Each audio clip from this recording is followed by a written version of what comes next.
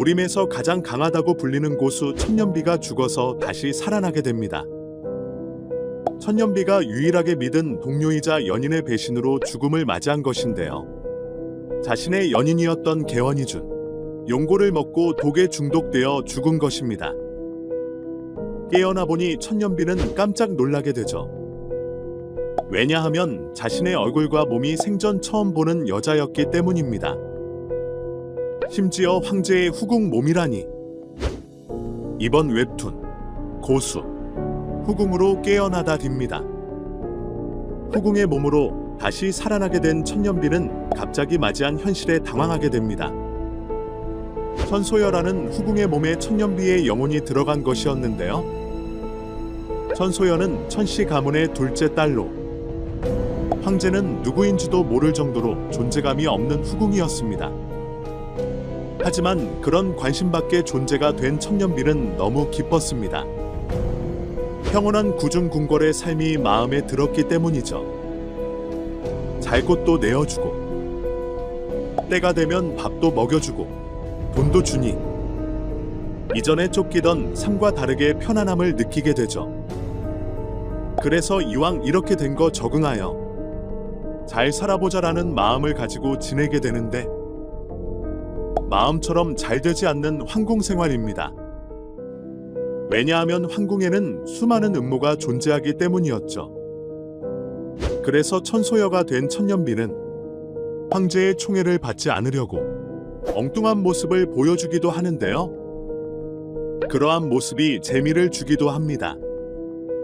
어느 날 갑자기 천소여가 청각에서 홀로 무림을 익히는 모습을 황제가 보게 되며 그 모습은 황제의 관심을 끌게 됩니다. 첫 만남의 황제는 본인을 흑합장군이라 소개하고 천소여는 그런 황제를 두고 혼자 도망치듯 사라집니다.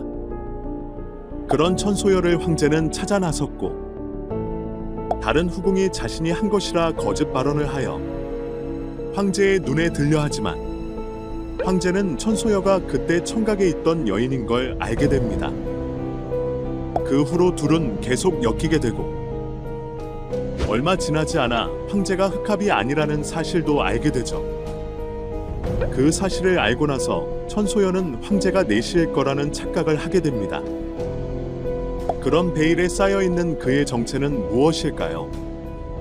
황궁에는 진짜 황제를 대신한 가짜 황제가 존재하는데 진짜 황제인 떡돌이와 황제를 대신하여 황궁을 누비는 가짜 황제, 그리고 그것을 모르는 천소여이다.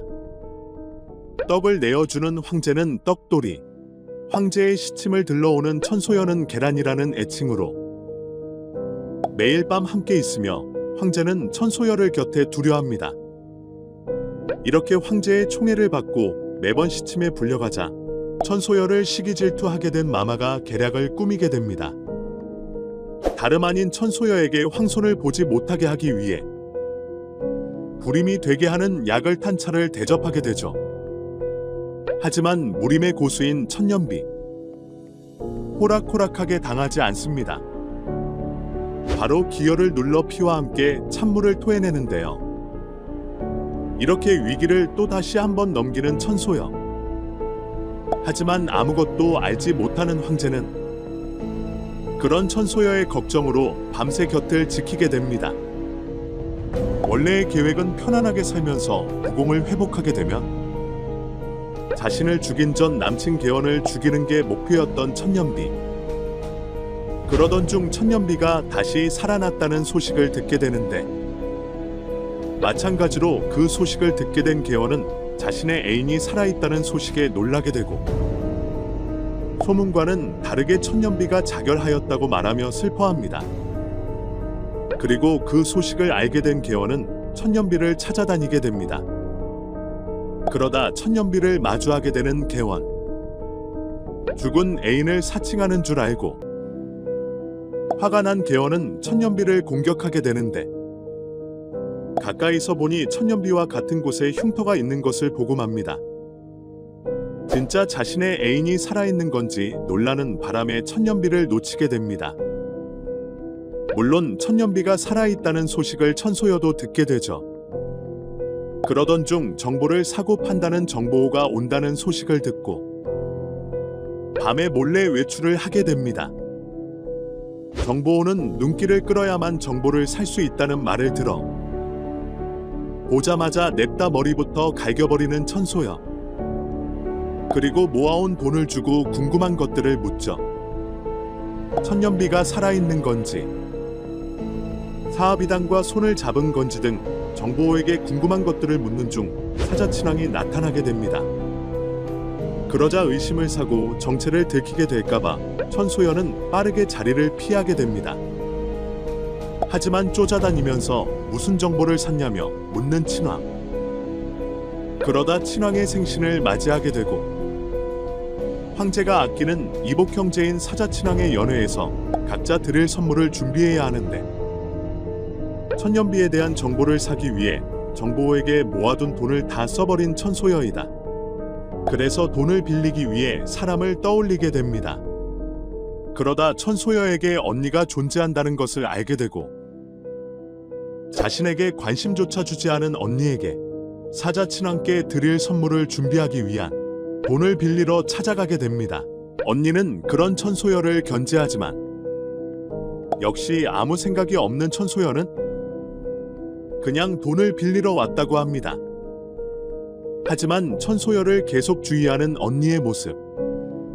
언니 또한 황제가 2명이라는 사실을 알고 있고 천소여가 보란듯이 산책을 하는 모습을 보이자 천소여는 질투하는 마음이 생겨납니다. 그렇게 돈을 빌리지 못한 천소여는 춤을 선물하겠다며 떡돌이 앞에서 춤을 선보이는데 그런 천소여의 모습에 다시 한번 반한 떡돌이는 다른 이에게 보여주는 게 싫어 별로라고 말하죠. 그리고 황제의 모습으로 만났을 때 떡돌이에게 들었다며 춤을 추지 못하게 황명까지 내려 천소여에게 질투심을 내비칩니다.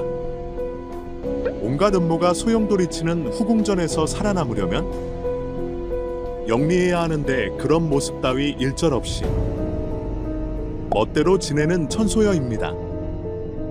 황제의 총애를 받기 위해 궁중에는 아름다운 여인들이 있고 그 여인들 중 황후는 아름답지만 표독스러움을 보여주죠. 눈치도 없고 머리도 나쁘고 그냥 막무가내인 모습인데 궁의 골치 아픈 머리 싸움에 지친 황제는 그런 천소여의 모습에 매력을 느끼게 됩니다. 황후와 많은 후궁들이 있지만 자손이 없어 계속해서 후궁을 들여야 하는 상황인데 천소여가 속상해할 것을 걱정한 폐하는 풍계를 올려주고자 합니다. 하지만 그런 상황이 오면 주변의 질시를 받게 될 것이고 그렇지 않기 위해서는 천소여가 회임해야 한다는 대왕마마. 그러기 위해 본인의 정체를 알려야 할 걱정을 하고 떡돌이와 황제가 동일 인물이라고 알리게 되면 천소여가 실망하게 될까 걱정하는 황제입니다. 천소여가 자신의 진짜 모습을 아는 듯 마는 듯 하는 모습에 황제는 각자 생각하는 진짜 모습을 말하기로 하는데요. 역시나 내시를 외치는 천소여입니다. 그런 천소여의 모습에 적잖은 충격을 받는 황제. 하지만 진짜 자신을 알려주는 황제입니다. 이렇게 점점 황제의 총애를 받게 되는 천소여가 자신의 과거 청혼자인 흑합과 자꾸 엮이자 그 모습을 질시하게 되는 염귀인. 염귀인은 은밀하게 계략을 꾸미게 됩니다.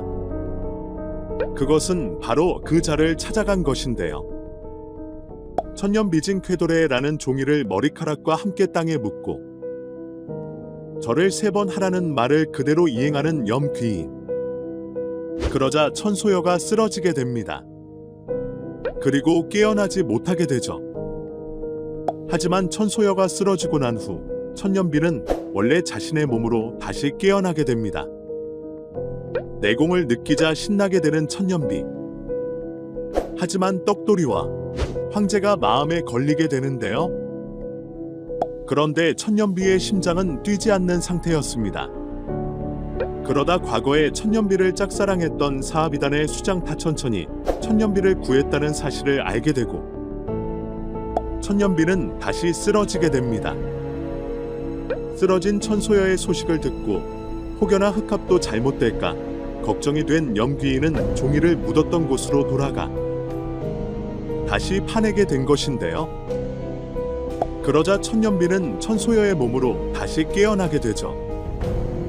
그 자는 천년비와 천소여의 관계를 알고 있는 것일까요? 그리고 그런 계략을 꾸민 벌로 염귀인은 잡혀가게 됩니다.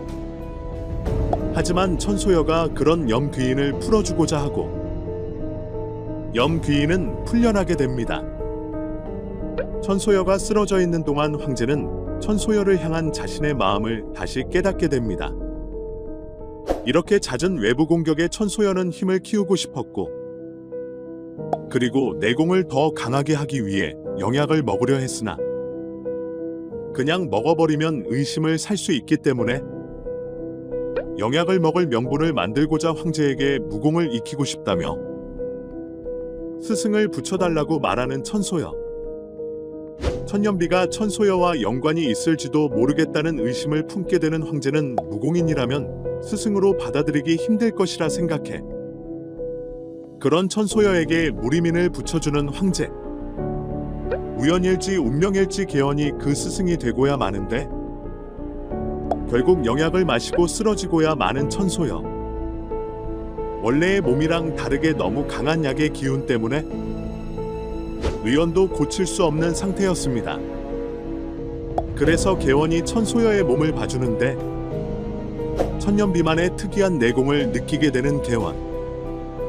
천소여가 천년비일 수도 있겠다는 생각을 하게 됩니다. 아슬아슬 위기를 맞이하는 천년비의 궁중생활. 천년비가 죽음을 맞이한 후 천소여의 몸에 들어가게 된 이유는 뭘까요?